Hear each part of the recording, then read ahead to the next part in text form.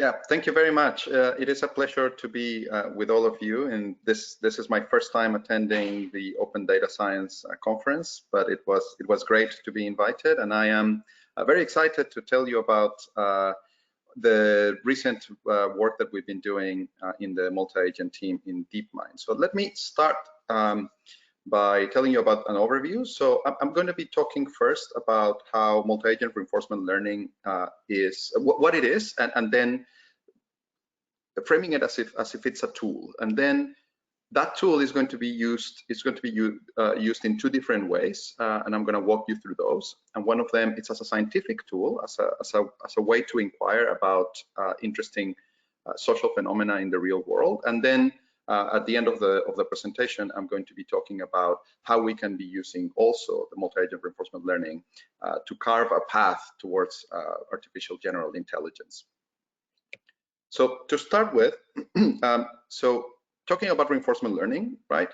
This is like the quintessential slide for a reinforcement learning talk, which is a situation in which you have an agent that is interacting with an environment. The environment is the place where the agent is situated and provides observations to the agent who has a goal in that environment and is interacting with the environment via the actions that it's submitting to it. And the interesting thing is that the environment itself might have a state that is hidden to the agent, and it's only partially observable through an observation function, say f in this case. And then the goal that the agent has tends to be that of optimizing a scalar reward signal, right? It's a sum of discounted future rewards in general, but fundamentally it's a problem of an agent interacting with an environment, and the environment can be completely arbitrary, right? So what we're going to be doing when we do deep reinforcement learning is looking at using functional approximators, in particular neural networks, as a way to capture what our agents are going to be doing, how they process information, the observations from the environment, and how they end up acting in that environment. So neural networks have been vastly used, right, and are very interesting and useful in a wide variety of scenarios, mostly in the supervised learning system, in which you have like a classification process, like I'm showing here in this picture, in which you have, say, a data set that is already labeled, whether something is a cat or a dog. You pass it through the neural network, and then as an output, you get the probability, say, that the image itself is a cat or a dog. So while it's very interesting to think of it as a classifier, there's no reason why we can't just say treat it as a different kind of object. In this case, the object that I'm looking at is a neural network that it's, as an output, it's the probability of taking an action, say. And in this case, now we have conceptualized what an agent in an environment can be. It's a system that takes in inputs, say the image of a video game, and as an output is the control positions, say for Atari, say the possible actions for that, right?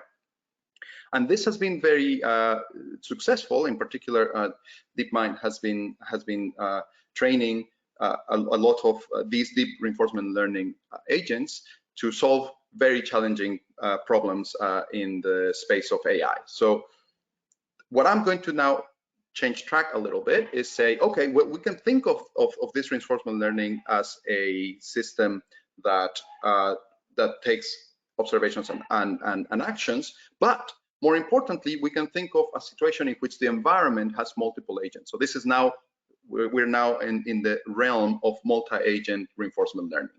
And the simplest possible way of having more than one agent is having two.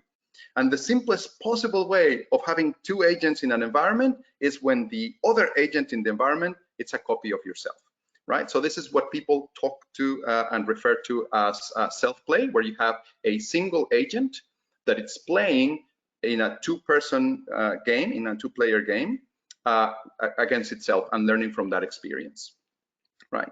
And so this framework has been very successful at tackling problems that had been long-standing challenges in AI, like for instance, playing chess or playing shogi or playing Go, most famously with AlphaGo, right? So what DeepMind did is through deep reinforcement learning, maybe in combination with Monte Carlo tree search, but we're not going to go into the specific details of that.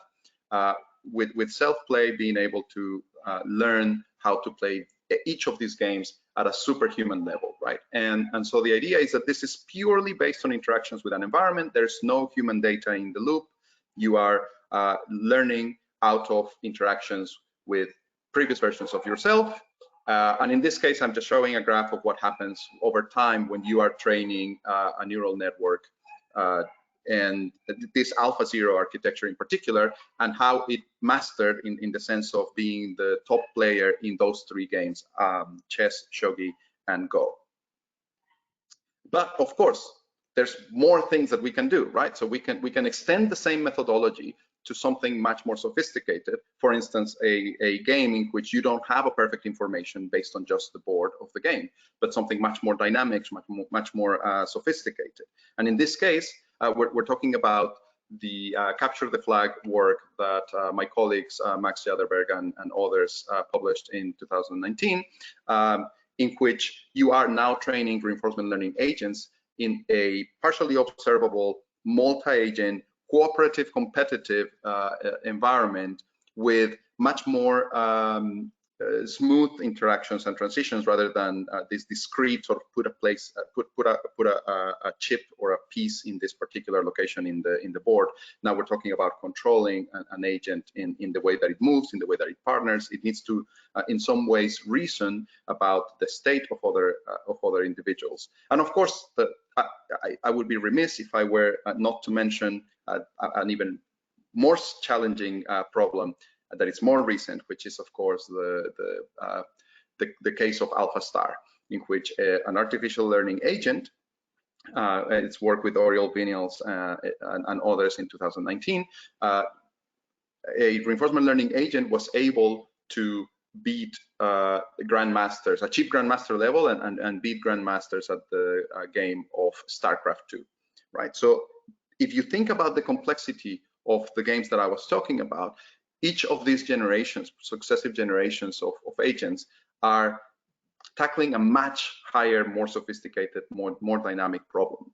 In this case, the AlphaStar architecture did use human data in order to achieve its grandmaster status.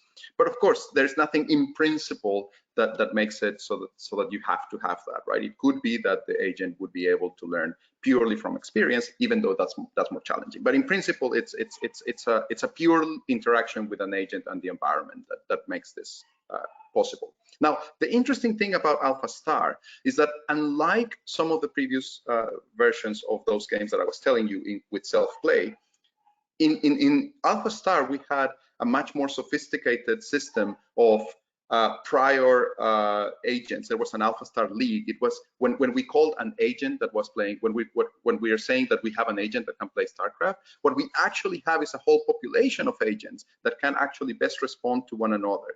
And we're going to be leaning on that machinery, right? So now I have basically laid down the reason to be interested in machine learning, in multi-agent reinforcement learning. Now we have that tool. Now the question is, how are we going to be using that tool? So I'm going to be walking you through this couple of use cases, and I'm going to be spending most of my time in these two use cases. This was a very sort of brief introduction to multi-agent reinforcement learning, mostly just the highlights. But now I'm going to walk you through a series of research milestones that we did, with starting with the motivation, right? So I would say when we look at the global challenges that we have in the real world right now, right? So if you look at the World Bank challenges or the challenges of Sustainable Development Goal from the UN, and you take a look at these, the vast majority of these, if not all of them, are social challenges, right?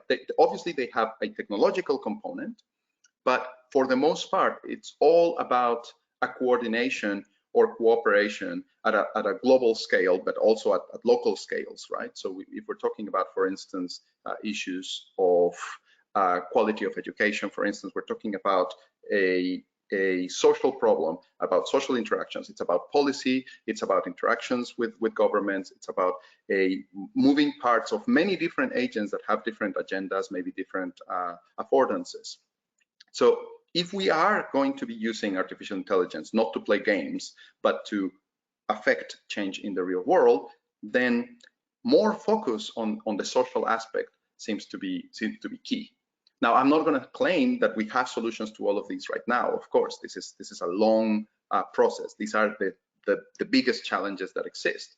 But I'm going to posit that we can start using the tool of multi-agent reinforcement learning to actually tackle these. So let's just narrow it down to not super narrow, of course, but narrow it down to the problem of cooperation. I would say that if we were able to solve the problem of cooperation, broadly defined as how do you get agents that have, or individuals or entities, corporations, governments, whatever, that have their own selfish goals and their own selfish motivations and incentives, how do you get them to cooperate in a situation in which they both are better off than if they both defected, right? So that if we were able to solve this problem, just think about it for a second, right? This might be the single most fundamental problem of humanity in a sense, because if you think about the Paris Agreement, which is attempting to tackle climate change, the reason why it's hard is because each and every one of the individuals of the entities, the governments in that agreement, have the incentive of not reducing their carbon output while everyone else does. So this is a traditional issue of cooperation. And of course, this is not new to humanity, right? We have been studying this problem of cooperation for quite some time, probably close to a century now. And so economic theory has a specific way of tackling this problem, which is trying to look at the incentives and understanding what are the stability conditions and what rational decision making will lead into, right? So the fundamental example of that is that of the prisoner's dilemma, right, which is thought of as typifying the problems of cooperation, broadly speaking. And the reason why that's difficult is because of the incentives, right? Difficult to cooperate in that. So in particular, what happens is that if you are acting rationally in your best self-interests, like in the Paris Agreement case that I was talking about, right, you would prefer, regardless of what your co-player is playing, right? So your incentives as, say, the row chooser in this matrix game, regardless of what your other co-player is choosing, which is the columns, you have an incentive to defect, because if your co-player is cooperating, you can get 3 if you cooperate, say a payoff, or you can get 5 if you defect. So of course you prefer to defect because you get 5. But even if your co-player were to just defect themselves, then you would be in a situation in which you would get 0 if you cooperated or 1 if you defected. So fundamentally, regardless of what your co-player is doing, you have an incentive to defect. But of course, this is symmetric, right? The other player also has the same incentive, which brings us to a stable outcome of this game, of this matrix game called Nash equilibrium, but the details of that don't particularly matter, in which you end up with mutual defection, although you both would be better off had you both cooperated, right? So this is the reason why it's difficult to solve social dilemmas, because of those incentives pushing you away. Now, what I'm gonna argue is that the only way to resolve a social dilemma like this, a dilemma like the prisoner's dilemma, is to change the incentives, right? You can do that in many different ways. You can just say, well, this is not the game that you're playing. You're playing a different game in which it actually is beneficial to just cooperate. Okay, fine, that's one way of doing it, but that seems very heavy-handed. Let's do something a bit more realistic, right? And economic theory has proposed a plethora of different ways to change the incentive. So for instance, having repeated interactions is one of the classical ones from the late 80s with Axelrod and Hamilton. But I'm not going to go into those details. I'm going to say what we're going to take a different view now. Instead of just the theoretical approach, we're going to look at what happens with the empirical studies of human cooperation. Right, so we're not just going to study cooperation in general as a problem in economics, but we're going to take a close look at how humans have managed to solve these problems of cooperation. And we are extremely inspired by the work of Elinor Ostrom, who is a now past Nobel Prize winner in economy. And her work was looking at small systems of humans, say fisheries in an area of the United States, as famously was done, and looking at what system of incentives existed naturally emerging from the interaction of individuals. Sometimes government interventions were needed in order to preserve some resources, like the case of fisheries, like having some sanctions or whatever. But in many cases, these communities had been able to actually have a sustainable way of interacting with that resource. And so resources are going to be key to this branch of the understanding of cooperation. And when you think of a resource, what Elinor Ostrom does is separate them in two different dimensions, right? When you have a resource that can be subtractable, that means when I consume it, right, no one else can consume it, like goods, apples or something like that, right? So when you have a resource like that, that is what a resource that is called subtractable. But there's other resources that are non-subtractable. For instance, the air, right? So me breathing air realistically doesn't have any impact in the ability of anyone else breathing air. And in terms of excludability, right, there you can have some goods that you can, some resources that you can actually deny access to. So for instance, you can have my home, right? It's my house, and I have the ability by convention or whatever, it doesn't particularly matter, to exclude other individuals from entering my house. So it is my private property. But there are other places that I cannot exclude others. So for instance, let's say a highway road or something like that, in which we have now, again, by convention or by rules or whatever, now we have a resource that it is not possible to exclude others from. I cannot just declare that this part of the highway is mine, and I'm not going to allow anyone else to go into it. So when you divide it like that, you get 4 different types of games in some ways. And social dilemmas typically arise when you have this subtractable or rivalrous access to those resources.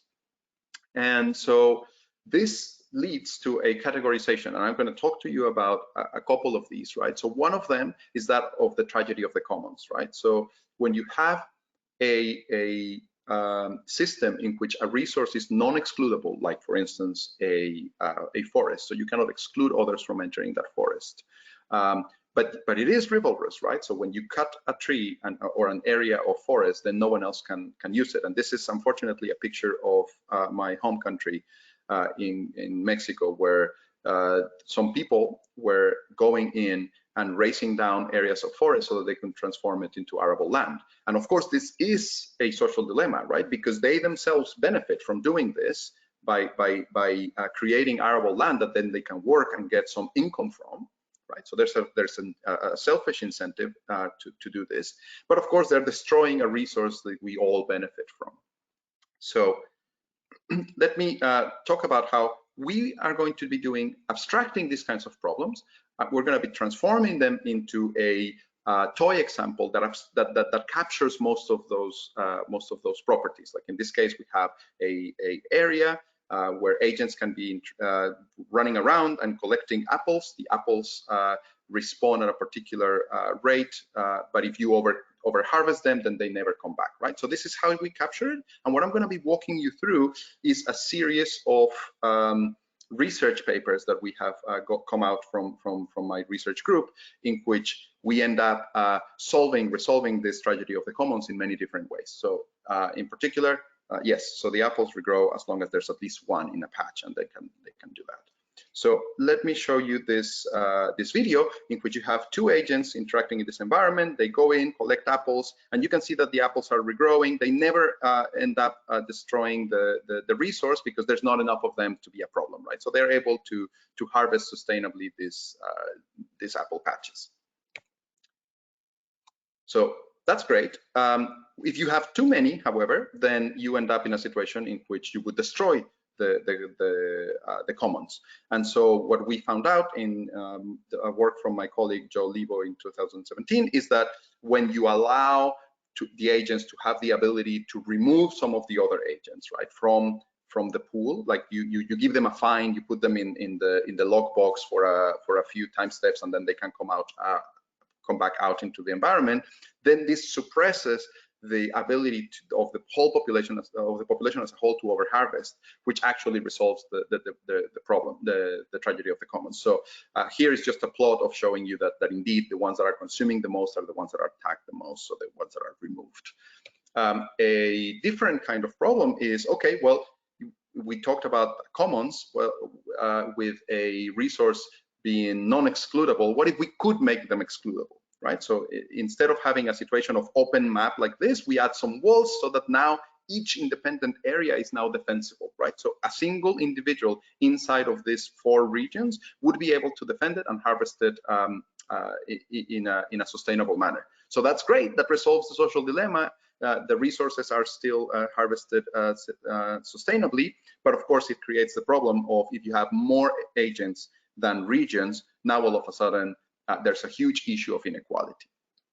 And so yeah, so this is a situation of moving the incentives from the commons, the tragedy of the commons, moving them to be private goods. But of course we have the issue of equality. Okay, so let's move on and pile on that idea of equality. So we are taking now a different perspective. Now let's, instead of changing the environment to see what happens, we're going to change the agents. We know that humans have all sorts of psychological pre-created, preloaded biases towards being pro-social, right? So this is something that has been tuned over evolutionary timescales. And so if you think about this, right, if you measure it in humans, we have a very strong sense of things not being fair. Why does this kid have something that I don't have? I don't like that situation. And in fact, humans have 2 different types of this sort of inequity aversion machinery, and they develop at different times in the developmental history. So about 4 years old, they start to understand when someone else has something that I don't have and I dislike it. And when they go to about 9 is when they start to understand I have something that no one else has, and that's unfair. And this is sort of cross-culturally, right? So these are studies of human psychology that show that we have these biases. So what we did with my colleague Ed Hughes in 2018 was, what if we created an agent that would have that incentive to reduce the inequity across the population? And we showed that, in fact, that was able to solve the tragedy of the commons in the environment that I showed before, as well as in other types of environments. But okay, you can say that was cheating. You were explicitly saying that the bad thing was to have inequity aversion, and you handcrafted some rewards into the reward function and said, these are the ways of that. That's fair. So a follow-up work that we did with my colleague Jane Wang in the next year was to, okay, let's take the same setting, but instead we're going to be using an evolutionary process to change the brains of the agents, just maximizing for their offspring, right? So it's an evolutionary process that it's having artificial evolution happening, but the agents still have a sense of optimizing their selfish reward. It's just that what they think is their selfish reward is overlaid by whatever evolution is telling them. Their brain is pre-wired to think about certain things. And it turns out that if you allow agents to develop their inequity aversion through evolution, evolution selects for those cases in which the agent does have an inequity aversion component. And yes, so we just noticed that when we have that evolution, it beat even the handcrafted rules of the previous paper, which was very, very exciting. But of course, there's other mechanisms in humans. I'm just going to go quickly now, just to give you a quick overview of this. There's interdependence theory in social psychology has this idea that humans don't actually optimize their selfish reward in the prisoner's dilemma or games like that, and instead what they're doing is doing a mixture of what I get and what everyone else gets, and we do this transformation in our brains. So we created agents that had the ability to do that transformation, and it turns out that if you have a population of agents that have a variety of incentives, some of them being more altruistic, some of them being more individualistic, and some of them being pro-social, right? When you get a mixed population, they're able to robustly resolve several of these social dilemmas, which was very exciting. Yeah, so that was just showing that was indeed the case. And some more recent work with my colleague Ian Gemp in this past year. So what you can do is abstract it even further. So if you just look at the problem of a single agent trying to follow a gradient towards its reward maximization, if you are in a social dilemma, that gradient is going to take you away from better rewards. So what you can do is instill an agent with the idea of look at the rewards of everyone else around you and create a mixture of them in such a way that when you follow that gradient, you actually improve the reward that you're getting. So now it's not about a cognitive aspect, it's about just the fundamental principle of mixing the rewards of others, what we would call other regarding preferences in the evolutionary biology or the economic literature. So you can have now agents that have a selfish incentive to mix their interests with the interests of their co-players in order for their selfish reward to actually give them higher reward. And so just a summary of these 6 papers, because there were several, and I want to do this. There's many different ways of solving a social dilemma. This is basically the key that you can get out of this, right? So you can just remove agents to increase the overexploitation, making it more sustainable. You can use privatization, but that has potentially some problems with inequity, right? You could handcraft inequity averse agents and they are able to resolve it, but more importantly, you can also just evolve inequity aversion incentives inside of the agents. And you can also get other things like interdependence theory in social psychology and the mixing of selfish rewards, what is called the price of anarchy, as mechanisms to resolve these dilemmas. So we're going to take a pause here and say, okay, well, maybe I convince you. Hopefully, at least I seeded something inside you that you can indeed use multi-agent reinforcement learning as a model of what's happening in social interactions and as a tool to understand how to do better in terms of tackle the fundamental problems of cooperation. It's just a tiny step. We're not claiming that we're solving everything, of course, but we're positing that that's possible. But there's another benefit for studying multi-agent reinforcement learning, and that is that, in my view, that is the one true path, if you will, of general intelligence, right? If you think about the only example of natural general intelligence that we have, which is humans, we didn't appear in a vacuum. All of our intelligence is derived from this interaction with our environment. So if we are thinking about artificial general intelligence with the emphasis on the general, right? Because we have intelligent systems already and we have artificial systems, we build them. Of course, they're artificial. It's the generality that is the key here. And the generality is that it needs to work for a lot of new problems. And where do these problems come from? And the answer in the single agent case, it's a bit, it's not very appealing, right? Because they come from a distribution of tasks that we need to design, or maybe there's a curriculum or something like that. But where does that curriculum come from? And when do we stop creating new tasks? Where is the open-endedness of this world? And the answer is we don't know, right? So there's open research in this direction. But the answer from multi-agent, I find it a lot more appealing, which is the tasks come from the interaction of multiple agents. Remember, at the very beginning, when I was starting to introduce the idea of multi-agent reinforcement learning, is this idea of self-play.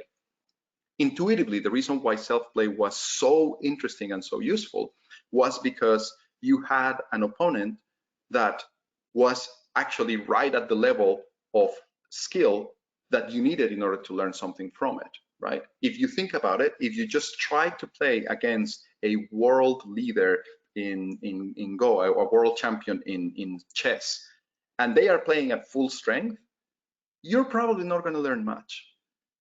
Likewise, if a world champion in chess is playing all of its matches against a complete new person, right, a complete newbie in the space, they're probably not going to improve much. So you need to have the right level of skill in order to be able to improve upon it. And this is something that has been validated over and over and over, culminating in the StarCraft League that I was talking about before. So our answer is that the interaction of with agents is where this comes from. And just to hammer this point home, humans did not, if you think about human evolution and our spread out of Africa and into all of the interesting ecosystems of the earth, right? We didn't do it just because we were having a self-motivation to explore new places. Of course, we have individuals who are experiencing that, but for the most part, right, what was happening is this gigantic diversity of ecosystems and interactions was driven by the fact that there were open places to go to so that you would have less competition. So it was actually completely driven by the interactions with other agents. So what we're proposing now, and this is work that is fresh into the presses, not even out of the presses. This is work that has been now accepted in ICML, and we're going to be presenting it later in July, early July, is a evaluation protocol and a suite of test scenarios for multi-agent reinforcement learning. The way that we can think of it is like we want to create, we have already spent a huge amount of effort understanding what are the right incentives and the right situations of the environments. Well, let's just bring all of those environments and actually create a task suite that can be used by researchers everywhere in a way to create more, to stimulate research, right? To stimulate progress. You can think of it like ImageNet, the role that ImageNet had in the development of vision was very important, very impressive, right? So what we have now is you have an algorithm that you can train a population in whichever way you want, and then you're going to be testing that population in a specific set of scenarios. So we're going to be giving you a set of environments, if you will, and you can train, say, in self-play or whatever, and then we're going to be testing those agents that you trained in that environment in a different set of scenarios. So the idea, the key here is that they need to perform well in a wide range of social situations. They need to generalize interactively to individuals that they have never seen before, and they need to be answering this universalization test positively. So just as a quick example, if you think about self-driving cars, right? If you're developing a self-driving car, it needs to be able to interact with other individuals. It needs to be able to drive in the snow, in the rain, but it also needs to interact with other self-driving cars, and you don't know a priori how many of those are going to be there. So there has to be a level of adaptation there. So basically, the way that you can think of it is like you have a substrate, which is like a naked environment, and a background population, which is going to fill some of those slots, and that creates a test scenario. So that's what these test scenarios are. And that's what Melting Pot is. It's just a collection of environments and a collection of test scenarios. And we're going to argue that it's too focused. Our current AI research is too focused on zero-sum games. So we are going to be giving you, yes, the zero-sum games, but we're also going to be giving you some pure cooperation games, something inspired by Overcooked, which is a cooperative game that has been already used as a test bed for AI.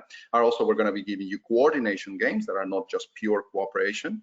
We're going to be also talking about situations with resource management, and also like the traditional social dilemmas that we've talked about in the past, right? So just this is not a particularly important thing to look at the details, but the idea is that we're trying to create a wide variety of tasks that is covering the space of interesting concepts, right? Not only that the game has interesting properties, but also that what we think about are the solutions to those particular problems are also interesting. And so let me give you an example here. Again, the idea that when you have something that is completely open, right, agents are not able to resolve the social dilemma, and they overharvest, right?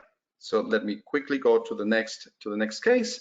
If you add walls and then now those places are completely excludable, you end up in a situation in which you get sustainability. They manage to sometimes have some standoffs inside of those regions, but more or less agents are able to sustainably harvest those resources.